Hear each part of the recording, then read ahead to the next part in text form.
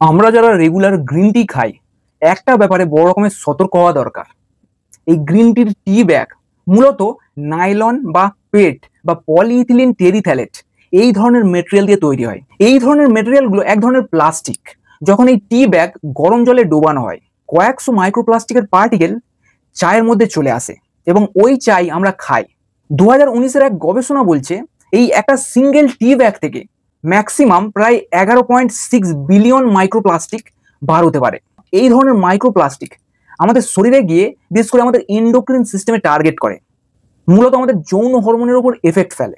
এর সাথে সাথে আমাদের ইনফ্ল্যামেশনকে ট্রিগার করে এবং এই মাইক্রোপ্লাস্টিক পার্টিকেলগুলো প্রত্যেকটা সেলে ধীরে ধীরে ডিপোজিট হতে থাকে, যেটা গর্ভবতী মহিলা থেকে তার বাচ্চার উপরেও প্রভাব ফেলে।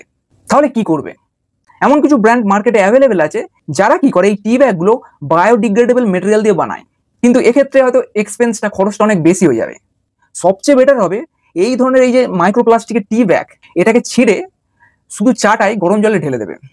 তারপরে এই গ্রিন টি ফুটিয়ে তারপরে ছেঁকে খেতে পারো, যার ফলে মাইক্রোপ্লাস্টিকের পার্টিকেলেরও ডেঞ্জার থাকবে না এবং গ্রিন টিরও পুরোপুরি বেনিফিটটাও পাবে।